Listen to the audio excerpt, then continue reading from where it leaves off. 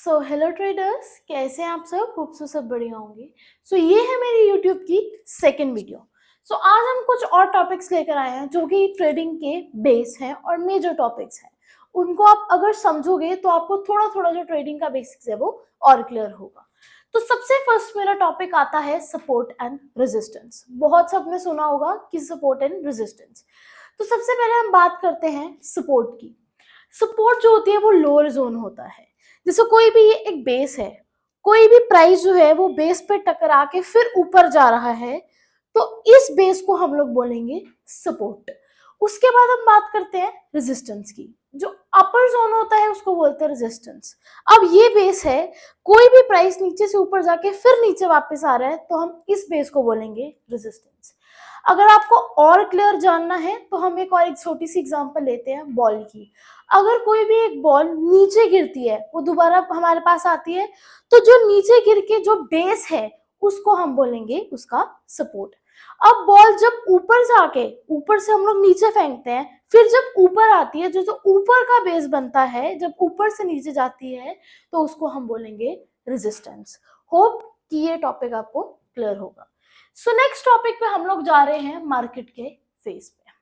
अब मार्केट के 3 फेज होते हैं। एक होता है अप, एक होता है डाउन और एक होता है साइडवेज। मार्केट 3 फेज में चलती है।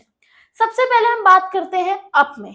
ये होता है अप ट्रेंड, जब मार्केट जो है वो एक लेन में अपसाइड को चलती है। उसके बाद हम बात करते हैं डाउन की, तो ये है डाउन ट्रेंड। इसमें मार्केट जो है वो एक सार में नीचे जाती है, डाउन जाती है। और हम बात करते हैं साइडवेज की। साइडवेज का मतलब होता है ऊपर नीचे कि जो 2 लाइंस है उसके बीच में चलती है ये, इसको बोलते हैं साइडवेज ट्रेंड। अप डाउन तो बहुत लोगों को समझ आ जाता है, बट साइडवेज में थोड़ी कंफ्यूजन रहती है। तो बस कुछ नहीं, साइडवेज क्या होता है, जो 2 लाइन के बीच में मार्केट चल रही है उसको बोलते हैं हम लोग साइडवेज। अगर नहीं क्लियर हो रहा तो आप इस डायग्राम को अच्छे से देख सकते हैं। तो होप ये भी टॉपिक क्लियर होगा। अब हम जाते हैं हमारे थर्ड टॉपिक में, that is candles time frame. अब हमारे पास बहुत टाइम फ्रेम्स होते हैं, तो हर एक ट्रेडर जो है वो अपने अकॉर्डिंग टाइम फ्रेम यूज करता है। किसी को 5 मिनट की कैंडल बनानी है, किसी को 15 मिनट की कैंडल पे काम करना है, किसी को एक मंथ की करना है, तो किसी को एक वीक की करना है। तो every trader works according to his or her comfort. सबसे पहले हम फर्स्ट टाइम फ्रेम की बात करते हैं, जो कि है 5 मिनट और 15 मिनट। इसको हम लोग इंट्राडे भी बोलते हैं और स्कैल्पिंग भी बोलते हैं। इसमें क्या होता है कि हम 15 टू 20 मिनट्स के अंडर अंडर जो है वो अपनी ट्रेड काट देते हैं। कोई कोई हाफ एन आवर तक भी जाता है। इसमें हम लोग तुरंत ही, अगर हमारा लॉस होता है तो हमको लॉस लेना पड़ता है, तुरंत प्रॉफिट होता है तो हमको प्रॉफिट लेना पड़ता है। अब दूसरा जो है वो है 4 आवर्स का या 1 डे का। पूरा मतलब एक जो दिन चल रहा है वो, या तो आप 4 घंटे का ले सकते हैं।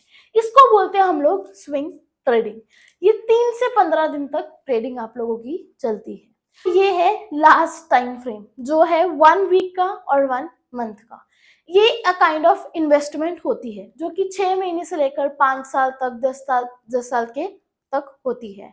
अब इसमें क्या होता है कि कोई भी एक पर्सन ने रिलायंस का शेयर लिया, फॉर एन एग्जाम्पल किसी ने रिलायंस का शेयर लिया और उसको 6 महीने, 5 साल, 10 साल तक भूल गया, तो अब वो उस टाइम पीरियड में कभी भी अपना जो है वो निकाल सकता है शेयर।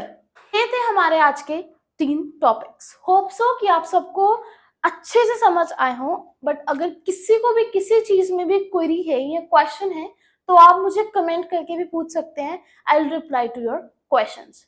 होप सो कि आपको मेरी पूरी वीडियो बहुत अच्छी लगी हो। ऐसे ही मुझे लाइक करें, फॉलो करें, सब्सक्राइब करें, ताकि मैं ऐसी और वीडियोस लेके आ सकूं और आपका सपोर्ट मुझे और आगे बढ़ा सके। Thank you.